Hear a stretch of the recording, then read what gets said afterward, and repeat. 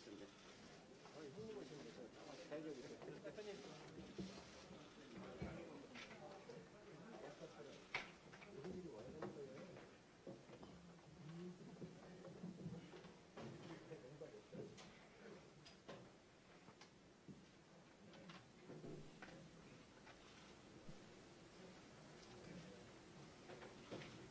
네. 예, 오는 26일서부터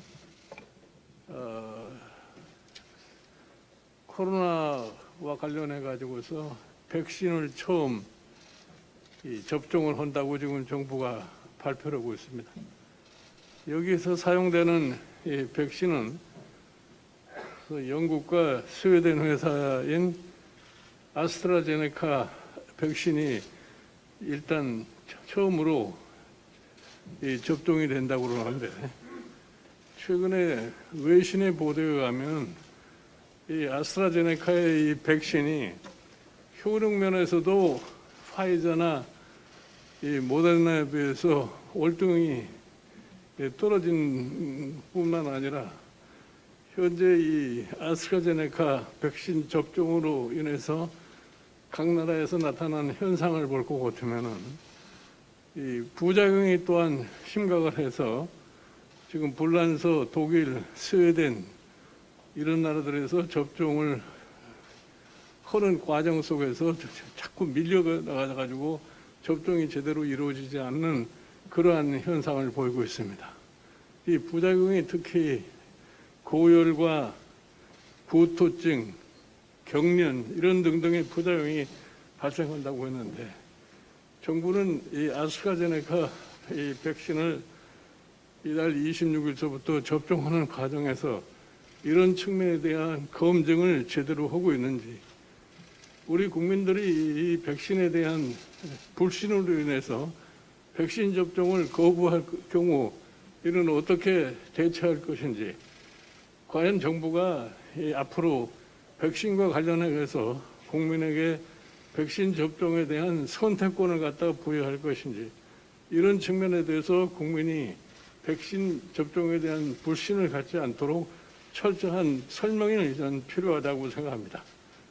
일단 이 정부가 과거에 얘기를 하기를 왜 우리가 백신을 이렇게 늦게 도입하느냐고 했을 적에 다른 나라에서 백신 접종을 보고 그 효과가 안전한지 안 하는지 이런 거를 본 다음에 우리가 백신 접종을 하는 것이 더 좋겠다고 그렇게 얘기를 했는데, 지금 와서는 이 점을 어떻게 평가를 하고 있는지 정부는 분명하게 국민에게 설명할 필요가 있다고 생각합니다.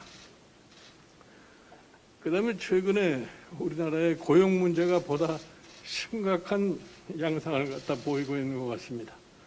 이 정부가 처음 출범했을 때 일자리 창출한다고 하는 것을 내걸고 대통령 집무실에 일자리 상황판까지 만들어 놓고서 일자리를 점검했다고 했는데, 그간에 고용의 흐름을 볼고 같으면 고용 상황은 점점 나빠지고, 최근에 나타난 고용 상황을 볼고 같으면 IMF 사태 등도 더 어려운 고용 상황을 보이고 있다고 합니다. 우리가 경제의 기본적인 이론에서 얘기할 적에 고용의 창출이라고 하는 것은 기업들이 투자를 계속하지 않고서는 고용의 창출도 일어날 수 없고 소득의 창출도 안 된다는 것을 우리가 이론적으로 알고 있습니다. 지금 우리나라 기업들이 왜 제조업 분야에 있어서 투자를 하더라도 일자리가 늘어나지 않고 오히려 일자리를 감소하는 현상을 보이고 있느냐, 이런 점을 이 정부는 냉정하게 한번 평가해 볼 필요가 있다고 생각합니다. 제가 지난 정기국회 시작할 무렵에 이런 얘기를 했습니다. 우리나라의 이 4차 산업과 관련해서 앞으로 우리나라의 제조업의 경쟁력 기반을 확립을 하기 위해서는 우리나라의 근본적으로 지금까지 고질화되어 있는 노동법 문제를 갖다 해결하지 않고는 불가능하다고 얘기를 한 적이 있습니다. 저는 정부 여당에게 다음과 같이 권고합니다. 정부는 지금 현재 정부 여당은 180석이라고 하는 의석을 가지고 법을 마음대로 제정하고 하는 그러한 과정을 갖다 펼치고 있습니다. 이러한 힘을 이용해서 앞으로 우리나라 경제 구조의 근본적인 변화를 갖다가 가져오는데 보다 더 효율적으로 작동할 수 있도록 노동부 문제에 관해서 보다 더 소위 심도 있는 검토를 해서 우리나라의 제조업의 기반 향상을 하고 고용을 증대시킬 수 있는 그러한 계기를 마련하다는 것을 당부를 드립니다. 그 다음에 최근에 우리가 이 정부 들어와 가지고서 가장 취약한 양상을 보이는 것이 뭐냐면 일반 국민의 인권에 대한 상황입니다. 지금 세계 각국이 중국의 위구르 사태에 대해서 많은 얘기를 하고 있습니다. 그러나 우리 정부는 어떤 연유인지 모르지만 그거에 대해서 완전한 침묵을 지켜오고 있고, 특히 북한의 인권 문제에 대해서는 완전한 타부의 양상을 갖다 보여주고 있기 때문에 우리가 국제사회에서 앞으로 이러한 인권에 대한 무관심한 태도를 가지고서 국제사회 같은 협조를 얻어낼 수 있을 것인지에 대해서 굉장한 염려가 되는 바입니다. 정부는 이 점에 대해서도 보다 더 전향적인 방향에서 인권 문제를 갖다가 다뤄주시를 당부를 드립니다.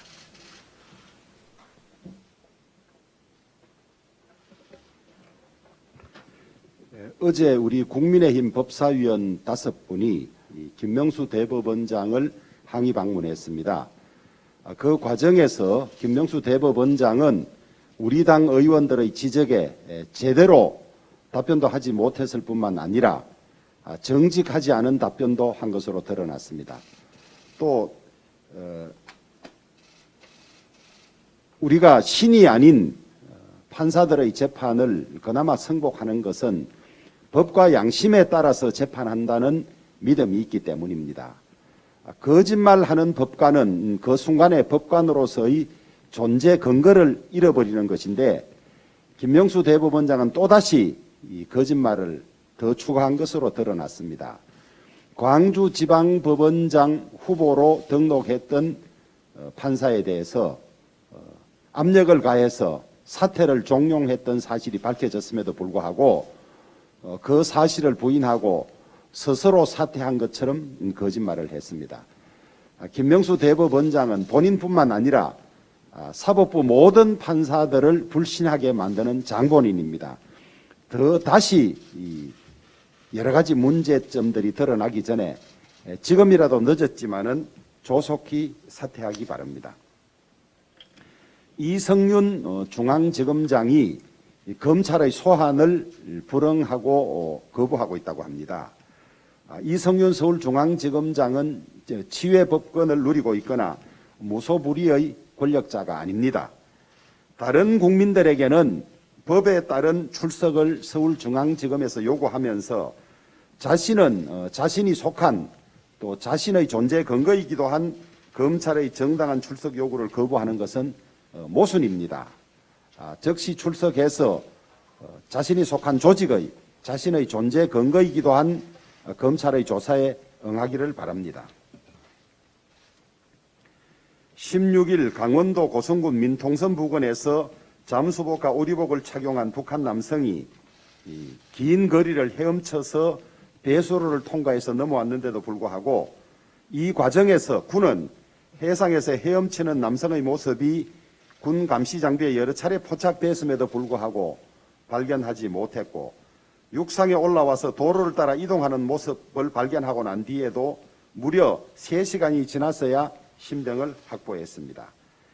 해상으로, 육상으로, 배수로로, 철책으로 탈북민과 역탈북민들이 제집 드나들듯이 군 경계서장을 활보하고 다녀도 군은 제대로 발견하지도 못하고 제지하지도 못하고 있는 상황입니다. 국군 통수권자는 대통령입니다. 이런 모든 일에 대해서 국방부 장관이 사과할 것이 아니라 군의 기강해이와 국민 불안에 대해서 국군 통수권자인 대통령이 사과하고 재발 방지책을 국민들에게 내어놓기 바랍니다. 백운규 전 산자부 장관에 대한 구속영장 청구에 대해서 대통령이 진노했다고 합니다. 진노한 이유를 알 수가 없습니다. 백운규 장관에 대한 영장이 발부되고 나면 수사가 확대돼서 청와대까지 여러 가지 이 위협들이 올 것 같으니까 진노한지 이유를 알 수 없습니다. 대통령이 지휘하는 검찰이 제대로 업무를 수행하고 작동하고 있는데 무엇 때문에 대통령이 진노하는 것입니까? 알 수 없는 대통령의 진노에 대해서 오히려 더 국민들이 분노하고 있습니다. 신현수 민정수석이 임명된 지 채 한 달이 지나지 않아서 2번이나 사의를 표명했다고 합니다. 대통령 최측근 핵심의 반란이라고 하지 않을 수 없습니다. 국정과 인사를 조속히 정상화해야 합니다. 이런 비정상들이 너무나 빈발하고 있으니까 임명된 지 채 한 달밖에 되지 않은 핵심 측근 민정수석이 반기를 들고 사의를 표명하는 것 아니겠습니까? 미봉책으로 수습해서는 안 됩니다. 진실을 밝혀야 하고 국정을 정상화하는 것만이 이 문제를 해결할 수 있습니다. 26일 청와대를 대상으로 한 국회 운영위가 열립니다. 민정수석을 출석시켜서 그간의 경위와 무엇이 문제인지를 밝혀내도록 하겠습니다.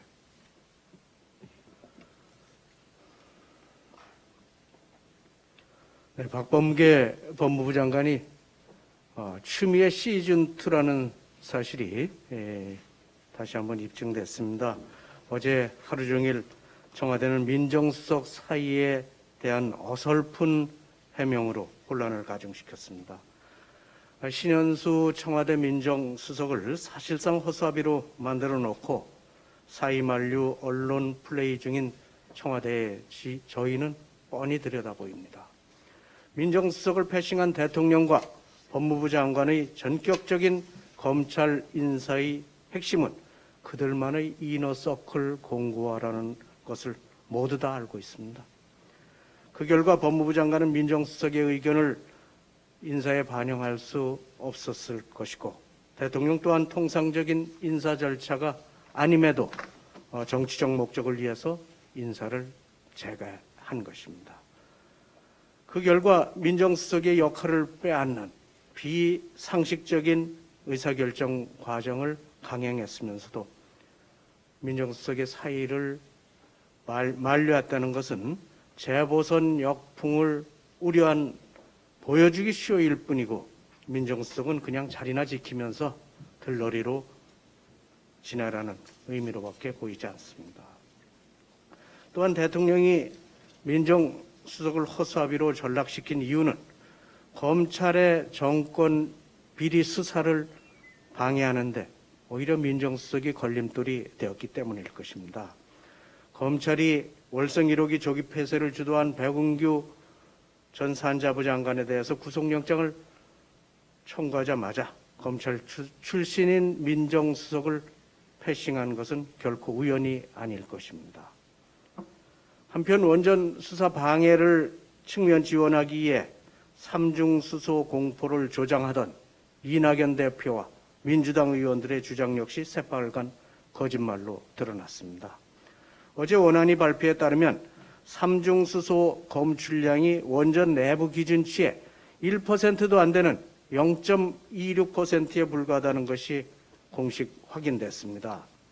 결국 탈원전 검찰 수사를 방해하기 위해서 청와대와 정부 여당이 검찰 인사를 전행하고 삼중수소 공포라는 허위사실까지 유포하는 얄팍한 술수를 부린 것입니다. 무리수는 또 다른 무리수를 낳을 수밖에 없습니다. 시작부터 잘못된 탈원전 정책, 울산시장 선거 개입 의혹 등 청와대와 민주당이 권력형 비리를 덮기 위한 말도 안 되는 무리수를 두고 있습니다. 청와대와 민주당이 쏘아올린 무리수의 화살은 결국 자신들에게 돌아갈 수밖에 없음을 엄중히 경고하는 바입니다. 또다시 군 경계선이 허무하게 뚫리는 기순 사건이 발생했습니다. 어제 군은 지난 16일 북한 남성이 강원도 고성의 민간인 통제선을 뚫고 기순했다고 밝혔습니다. 이 남성의 기순 과정은 군 감시 장비에 여러 차례 포착됐지만 육군과 해군 그 누구도 아무런 조치도 취하지 않았습니다. 사실상 이 남성의 기순을 못 본 채 한 것은 아닌지 의심스러울 정도입니다. 문재인 정권 출범 이후 군 경계 실패로 인한 기수는 연례 행사가 되고 있습니다. 불과 3개월 전 GOP 철책을 뛰어넘은 월책 기순 사건, 2019년 6월 발생한 삼척항 입항 기순 사건, 매년 군 경계 실패로 대한민국 안보가 흔들리고 있습니다. 더욱이 이번에 기순자 경계에 실패한 부대는 지난해 11월 월책 기순이 벌어졌던 곳입니다. 소 잃고도 외양간도 고치지 않는 이 정부의 안보 무능에 할 말을 잃었습니다. 국민은 이번 기순을 두고 오리발 기순이니 수명 기순이니 하면서 비판의 목소리를 높이고 있습니다.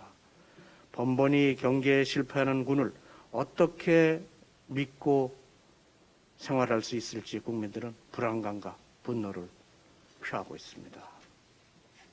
국민은 이 정권의 안보를 맡겨도 되는지 묻고 있습니다.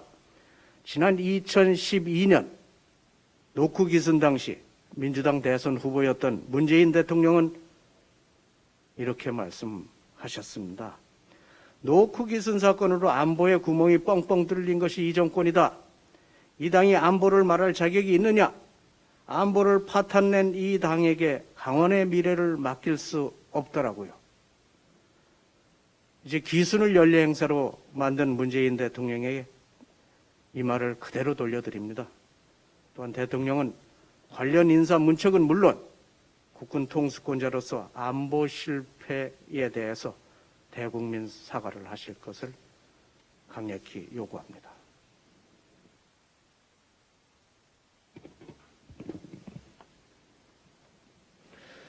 신현수 청와대 민정수석이 최근 검찰 인사에서 패싱 당한 뒤 문재인 대통령에게 사의를 표명했다고 합니다. 신 수석은 노무현 청와대 사정비서관 출신으로 문 대통령 대선 캠프에서 법률 지원단장을 맡았던 인물입니다. 국민들은 왜 신 수석이 청와대를 떠나려 하는지 그 이유를 궁금해합니다. 투명 인간이 된 것 같다. 내 역할이 없다고 토로하는 신 수석의 한숨은 청와대가 정상적으로 작동되는 것이 아니라 인치에 의해 이너서클에 의해 작동되고 있다는 것일 겁니다. 이게 나라냐면서 촛불을 들고 과거 정권 공격해 정권을 잡은 사람들입니다.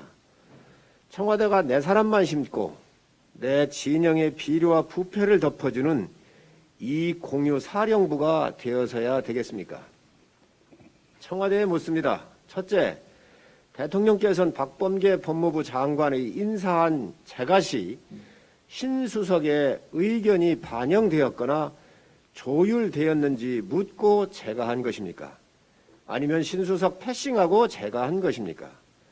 둘째, 대통령의 인사에 반기를 들었다면 사표를 수리해야 합니다. 사표를 수리 못하는 이유는 무엇입니까? 셋째, 신 수석이 국정운영기조를 바꿔야 한다고 건의를 했는데 나라를 이 지경으로 만들어 놓고 바꾸지 못하는 이유는 무엇입니까? 넷째, 특별감찰관 임명해달라는 야당의 요구를 듣지도 않았습니다. 신 수석이 또 요구를 했다고 합니다. 왜 아직 임명을 안 하는 것입니까? 다섯째, 청와대 인사는 국가 시스템에 의해 이루어지는 게 아니라 보이지 않는 몇몇 인사들의 결정에 신 수석이 왕따를 당했다고 합니다. 이에 대해 국민의 물음에 답해 주시기 바랍니다. 훌륭한 인품과 실력을 겸비한 인재들이 문재인 정권에선 역적이 되는 현실입니다.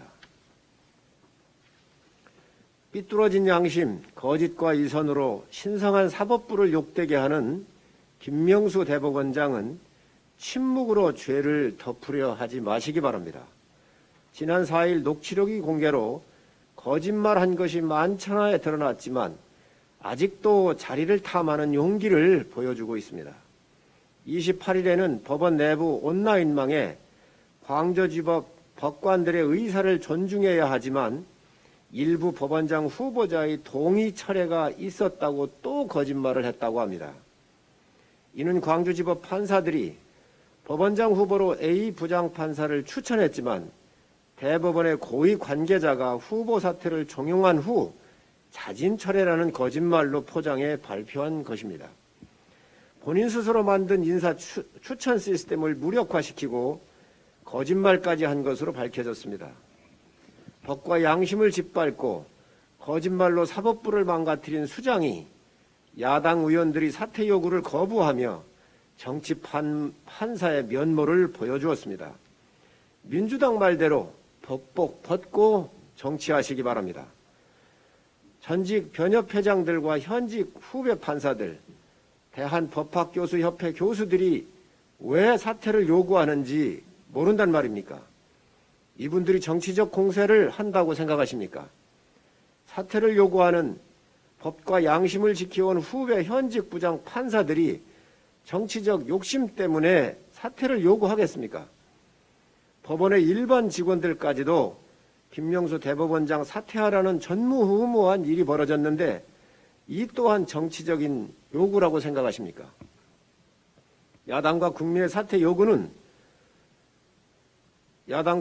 사퇴 요구에도 버티는 그 용기라면 사법부의 최종 책임자로서 정치 권력으로부터 사법부를 지켜 했어야 합니다.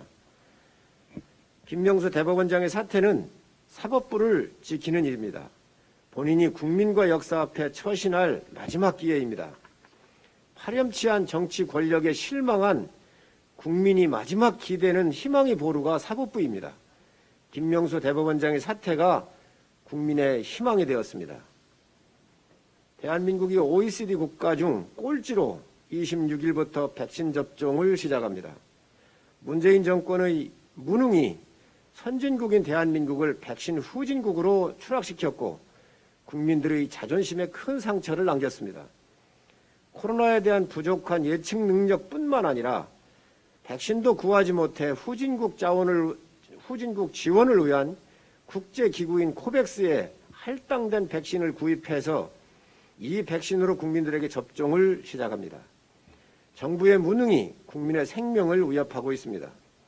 문재인 대통령은 올해 1월 11일 신년사에서 전 국민이 무료로 접종받을 수 있도록 하겠다라고 얘기했습니다. 민주당은 전 당협이 설 연휴 기간 동안 전 국민 백신 무료 접종이라는 현수막을 걸어 무료로 접종한다는 선전을 했습니다. 청와대 집권 여당이 가짜 뉴스의 생산 공장이었습니다. 정부는 백신 접종 비용 중 30%만 국가 예산으로 지원을 하고 70%에 해당하는 3천억 원은 건강보험료 개정으로 조달할 계획입니다. 건강보험료는 국민들이 내고 있는 돈입니다. 국민들 보험료로 백신을 접종하면서 무료로 제공하는 것처럼 국민을 속인 것입니다. 정세균 국무총리는 작년 11월 22일 중대본 회의에서 의료인과 고령자 등 코로나19 우선 접종이 필요한 대상부터 접종을 완료할 것이라고 말했습니다. 이 또한 가짜 뉴스였습니다. 65세 이상인 분들에 대한 아스트라제네카 백신 접종을 의사들이 처분에 맡긴다는 정부 발표가 있었습니다. 정부가 책임질 수 없으니 의사들이 책임을 지라는 것입니다. 요양병원을 비롯한 요양시설에 입소해 있는 분들이 37만 명이고 그중 88%가 65세 이상입니다. 가장 취약한 계층부터 접종이 필요한데 효과 높은 백신을 구하지 못해 이분들의 접종 계획이 어긋났습니다. 박능우 전 장관은 작년 11월 17일 모더나, 화이자 등 백신 선두업체들이 빨리 계약하자고 재촉하고 있다며 정부가 바게닝을 하고 있다라고 거짓말을 했습니다.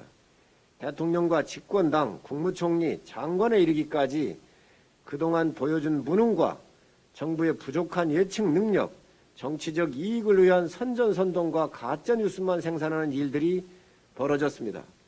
OECD 국가 중 가장 늦게 접종하고 마스크도 가장 늦게 벗는 나라가 될 것 같습니다.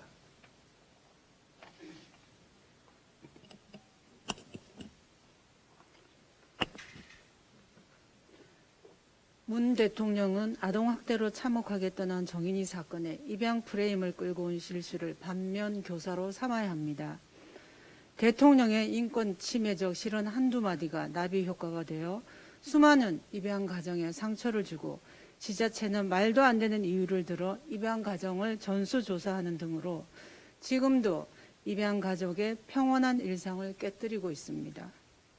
정부가 정인이처럼 입양특례법상 입양 가정이 아동학대에 노출된 것 같으니 공적 체계를 강화하겠다고 대대적으로 공언했으면 적어도 입양 업무를 총괄하는 보건복지부와 입양 실무를 담당하는 아동권리보장원은 민법상 일반 입양, 민법상 친양자 입양, 입양특례법상 입양특례법상 입양의 인용 건수나 파양 현황 정도는 기본적으로 파악하고 있어야 함에도 어느 하나 제대로 된 통계조차 확보하지 못하고 있는 실정입니다.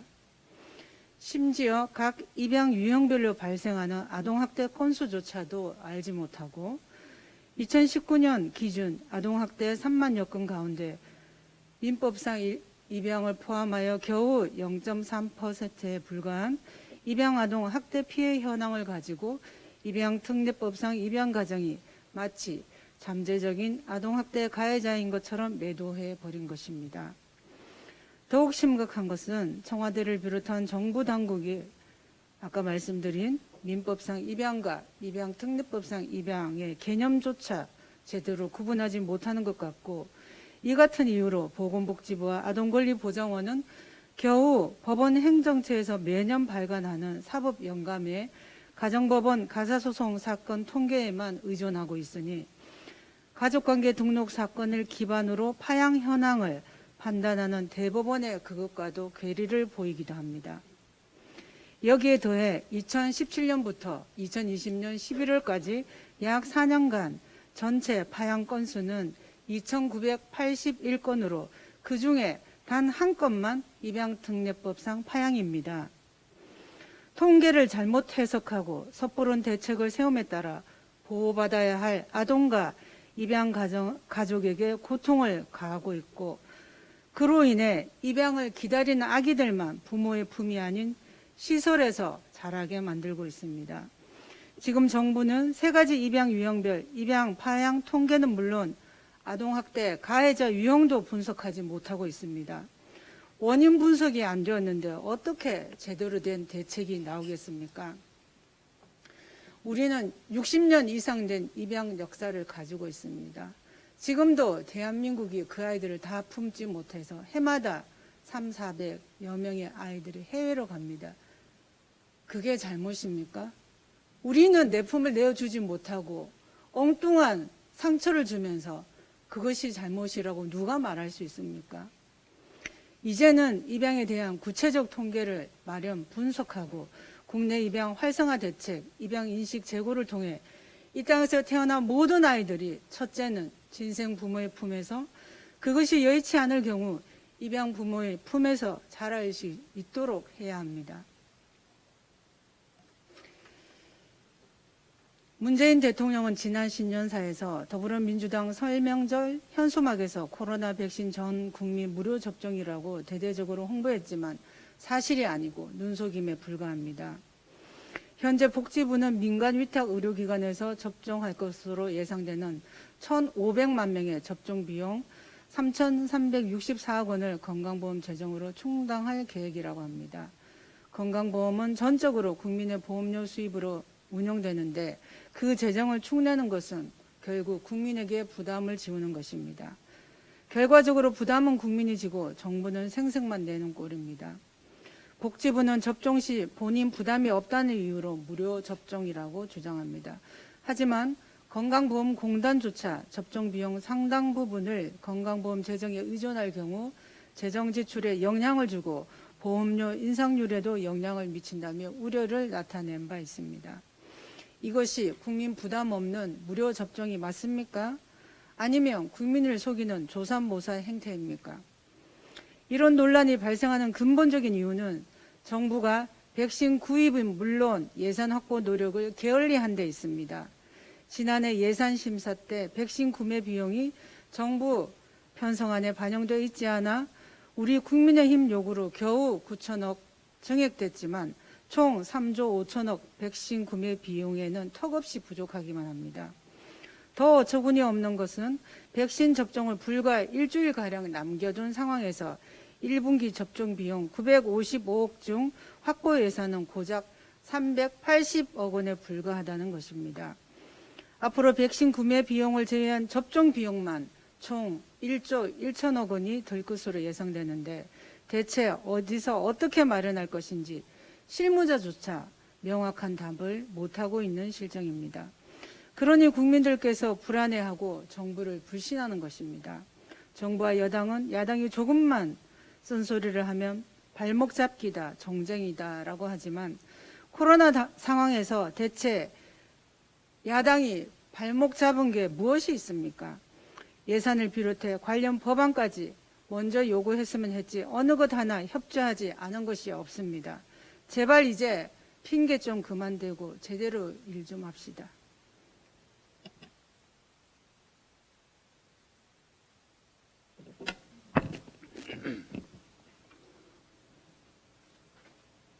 램지어 교수의 편협한 역사 인식에 세계적 석학과 지식인의 규탄이 이어지고 있습니다. 일본의 거대 자본에 포박돼 학자의 양심을 팔았다는 지적이 나오고 경험적, 역사적, 도덕적으로 비참할 정도로 결함이 있다는 동료 교수의 비판이 제기됩니다. 한 제자는 근거 자료가 부실하고 학문적 증거를 고려할 때 얼빠진 학술 작품이라며 스승을 호평합니다. 램지어 교수의 주장은 여성을 전쟁의 수단이자 도구로 여겼던 범죄 행위를 정당화시킬 수 있는 참혹한 범죄입니다. 유린된 여성 인권에 대한 2차 가해일 뿐 아니라 위안부 피해 할머님들의 아픈 상처를 헤집는 끔찍한 만행입니다. 국민의힘을 대표하는 지도부의 일원으로서 역사적 사실을 왜곡한 램지어 교수를 자유와 정의를 추구하는 전 세계 지식인 젊은이들과 함께 강력히 규탄합니다. 램지어 교수는 즉각 논문 게재를 중단하십시오. 역사를 왜곡한 논문이 하버드대의 이름을 더럽히고 있습니다. 하버드대의 분명한 조치를 촉구합니다. 그리고 공공 외교를 빙자한 일본의 거대 자본이 캠퍼스를 오염시킨 것은 아닌지 하버드대의 자성 또한 촉구합니다. 집권 여당과 정부에도 한 말씀 드리겠습니다. 윤미향 의원으로 대변되는 위안부 피해 할머님들의 통장을 노리면서 저질렀던 지난 만행에 대한 분명한 반성이 필요할 때입니다. 정치적인 행위가 더 이상 이런 문제를 뒤엎는 것이 아니라 즉각 외교 경로를 통해 미국 정부와 하버드대의 논문 철회를 요구할 수 있는 실력 있는 정부와 집권당의 모습을 국민 앞에 보여주길 촉구합니다. 이 논문을 기반으로 전개될 향후 일본의 악의적 역사 왜곡 또한 경계해야 합니다. 거대 자금을 동원해 국제사회에서 역사 왜곡을 꾀하는 일본의 공공외교 차단 방안을 강구해야만 할 것입니다. 이용수 할머님께서 눈물로 제국주의 만행을 규탄하면서 이런 말씀도 하셨습니다. 공정하게 판단받아 양국이 더 이상 원수로 살지 않았으면 좋겠다며 눈물을 흘리셨죠. 정치권에서 이런 문제가 나올 때마다 정치적으로 일본 문제를 이용하고 악의적으로 자의적으로 해석하는 일들이 없어야 될 것입니다. 더 이상 위안부 피해 할머님들께서 눈물을 흘리면서 가슴 아파하지 않도록 여야 정치권이 나서서 이 문제를 함께 공동으로 해결하기 위한 노력을 해야겠다는 다짐의 말씀드립니다. 한마디만 북한에서 건너온 안보 문제에 대해서도 한마디만 더 드리겠습니다. 이틀 전 북한에서 유유히 건너오는 동안 뻥 뚫려있던 참담한 우리 안보의 현실이 있는 그대로 드러났습니다. 이미 우리 군의 안보 구멍이 너무나 숭숭 뚫려있는 상황이었고 수차례 이어진 지적에도 변하지 않고 재발 방지 대책 또한 내세웠지만 전혀 보완되지 않는 문재인 정부의 안보 현실을 지켜보며 정말 참담한 심정입니다. 그런데 진짜 문제는 지금 이렇게 뻥 뚫리고 있는 안보 문제가 비단 철책뿐일까 하는 의구심 때문입니다. 미국 언론에 따르면 미 국무부가 북한 정찰총국 소속의 해커 3명을 13억 달러의 돈과 암호화폐를 빼돌리려 한 혐의로 기소했습니다. 내용이 매우 충격적입니다. 2017년부터 미국뿐 아니라 여러 국가들에 해당되어 있는 이 내용들, 결국 존 데머스 미 법무차관은 성명을 통해서 총이 아닌 키보드를 사용해 현금 다발 대신 가상화폐 지갑을 훔치는 북한 공작원들은 세계의 은행 강도라고 맹비난에 나섰습니다. 북한 코로나 백신 그리고 치료제의 원천 기술 탈취를 위한 사이버 공격 시도가 있었다는 믿기 어려운 범죄 행위가 국정원의 보고 등을 통해 세상에 드러나고 있습니다. 이런 와중에도 대한민국 통일부 장관은 방송을 통해 젊은 지도자답게 매우 솔직하다, 실용적이다, 이런 얘기를 국민 앞에 해나가면서 북한과의 관계 개선을 위한 장밋빛 전망망을 늘어놓고 있습니다. 우리 군의 안보가 뻥 뚫려 있는 상황인데 말입니다. 그런데 이런 이인영 장관의 목소리가 비단 통일부 장관 혼자만의 생각이라기보다는 문재인 정부가 그동안 북한에 대해 왔던 태도를 비춰볼 때 정권의 대북 인식이 이런 것 아니냐 볼 수 있기에 충분한 대목이라 생각합니다. 미국에서 북한 해커 3명을 기소하며 범죄 행위를 단죄하고 나설 때 우리 정부는 과연 이런 북한의 불법 행위로부터 대한민국의 사이버 안보를 지키기 위해 제대로 분명한 역할을 하고 있었는지 확실하게 묻습니다. 가상화폐 등 사이버 금융거래가 점점 확대되는 현재 상황에서 북한으로부터 우리 정부가 국민과 기업의 안전한 자산을 지켜낼 수 있는 실력과 능력을 갖추고 있는 것인지, 그런 노력은 충분히 하고 있는 것인지 분명한 답을 내어놓길 바랍니다.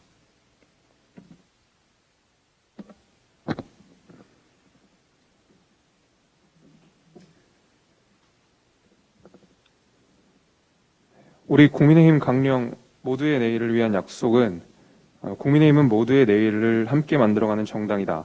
우린 현재에 안주하지 않고 끊임없는 변화와 개혁을 주도해 더 나은 내일을 향해 앞장서 나갈 것이다 라는 말로 시작됩니다. 그러면서 가장 앞세워서 내세우는 정강 정책이 바로 기본소득입니다. 지난해 비대위가 출범할 당시에도 국민의힘은 국민들께 기본소득을 공식적으로 약속한 바 있습니다. 그러나 국민의힘에서는 여전히 기본소득 논의가 지지부진한 상태로 머물러 있고 세간의 기본소득 논의에 적극적인 참여도 못하고 있는 실정이었습니다. 그러다 엊그제 반갑게도 이재명 지사와 김세현 전 의원 간의 기본소득 논쟁이 벌어졌습니다. 김세현 전 의원은 이재명 경기도지사가 주장하는 1년 1인당 50만 원은 기본소득이라 할 수 없는 작은 액수라며 문제 제기를 했습니다. 그에 대해 이재명 지사는 실현 가능한 대안을 내놓으라고 이내 날을 세웠습니다. 안타까운 것은 대선 때문에 마음이 급한 이재명 지사가 당장 얼마를 나눠주느냐의 문제로만 기본소득 논쟁을 이어간다는 것입니다. 거기에 재원 마련 문제에 대한 진지한 고민은 없어 보입니다. 고장난 라디오처럼 증세만을 이야기한다고 기본소득 예산이 확보되는 것은 아닙니다. 과감한 재정개혁과 행정개혁 없는 기본소득은 달콤한 선고용 구호 이상이 될 수 없다는 것을 이재명 지사 스스로도 잘 아시리라 생각합니다. 사실 우리 정부는 국민들이 낸 혈세를 펑펑 쓰는 재미에 빠져 있습니다. 일례로 청년정책 과제수가 무려 270개나 됩니다. 예산은 전년 대비 30% 증가한 22조 원에 달합니다. 22조 원이라는 금액은 청년 1인당 1년에 200만 원을 지급할 수 있는 큰 돈입니다. 그럼에도 청년들의 삶은 나아질 기미를 보이지 않고 있습니다. 적어도 대선을 꿈꾸는 사람이라면 생색내기식 기본소득을 이야기하기 이전에 돈 귀한 줄 모르고 펑펑 쓰는 지금 정부부터 개혁하는 것이 먼저가 아니겠습니까? 이재명 지사는 기본소득이 낯설고 특이하다는 의미에서 오리너구리라고 표현했습니다. 물론 기본소득이 전에 없던 제도인 것은 맞습니다. 그러나 우리는 사람들의 관심을 끌고자 기본소득을 고민하는 것이 아닙니다. 오리너구리를 찾아 쇼를 보여주는 것은 서커스 단장이나 하는 것입니다. 정치인은 국민 개인이 보다 안정적이고 자유로운 삶을 위한 영위할 방법으로 기본소득을 고민해야 합니다.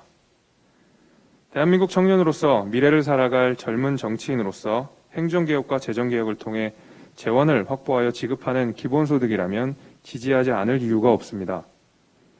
뼈를 깎는 개혁으로 마련한 재원으로 자유롭게 쓸 수 있는 현금을 나눠준다고 하면 얼마든지 찬성하겠습니다.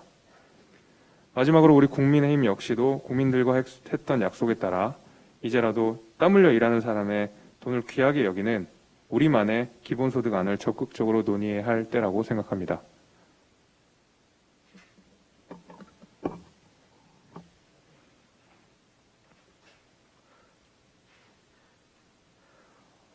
완화된 거리두기 공개를 앞두고 코로나19 확진자 수가 설 연휴 이후 600명대를 돌파했습니다. 그토록 호언장담했던 K-방역이 초기 성공 스토리가 무색하게 이제는 3월 개학 시기를 앞두고 제4차 대유행이 본격화되는 것이 아닌가라는 우려의 목소리가 쏟아져 나오고 있습니다. 전 세계 코로나 확진 추세는 평균적으로 3분의 1 수준으로 줄었으나 대한민국의 코로나 확진 추세는 오히려 증가세로 전환했습니다. 이런 시국 가운데 유일한 대안은 결국 백신으로 판단되었음에도 우리 정부의 대처 능력은 기존의 대국민 약속과는 너무나 다른 양상으로 흘러가고 있습니다. 동네마다 걸렸던 민주당의 정책 현수막이 아직도 눈에 아른거립니다. 전 국민 백신 무료 접종부터 시작해서 일부 지역에서는 2월부터라는 문구가 버젓이 게시되어 있었으나 정작 총책임자인 정은경 질병관리청장의 얘기는 다릅니다. 당장 어제 만 65세 이상 고령층에 대한 접종 시기를 일부 백신의 안정성을 이유로 보류시켰습니다. 민주당에서 가짜뉴스 처벌을 위한 언론개혁 법안을 무더기로 발의하셨는데 코로나를 도구 삼아 국민들의 마음을 들었다 놨다 하는 여권의 가짜뉴스는 누가 어느 정도의 수위로 처벌받아야 하는지 궁금합니다. 백신 중 하나인 아스트라제네카의 고령층 임상실험을 3월 말까지 보고 그것을 접종에 반영하겠다는 질병관리청장의 발언을 보면서 정부 당국이 애초 택사 해당 백신의 안정성 문제를 거시적으로 감안하지 않고 졸속으로 처리하려 든 것이 아닌가 싶습니다. 초기 K방역에 도취되어 긴장의 끈을 놓는 대신 미국의 화이자나 모더나 등을 시작으로 조기에 계약하고 적극적으로 추진했더라면 대한민국의 K백신 플랜은 이토록 지연되지 않았을 것입니다. 오히려 백신 도입이 지지부진하니 여당 내 청년 의원은 백신은 생체 실험이라며 선동에 앞장섰고 여당의 대선 후보들은 소모적인 주제 운운하면서 프레임 전환에 앞장서고 있으니 참으로 대한민국은 여당복 없는 나라임이 다시 한번 입증됐습니다. 문제는 백신이야 이 바보야 라는 말씀 꼭 드리고 싶습니다. 두말할 필요 없이 백신부터 조속히 도입할 것을 촉구합니다. 허구한 날 몇천만 분 확보 운운하지 마시고 당초 그토록 자신감 있게 약속했던 전 국민 1분기 접종을 하루빨리 이행하시기 바랍니다. 또한 문재인 대통령께도 당부드립니다. 아스트라제네카 백신의 도입과 안정성을 강조하신 총책임자이신 만큼 국민 불안을 완화시키는 차원에서라도 그것을 공개적으로 접종받으십시오. 대통령이 직접 나서는 진정성 있는 모습 없이는 백신 안정성 서열에 따라 더 나은 것을 희망하는 국민들의 혼란이 일어날 수 있기 때문에 국정 책임자께서 손수 나셔서 국민들의 마음을 차분하게 어루만져 주실 것을 당부드립니다.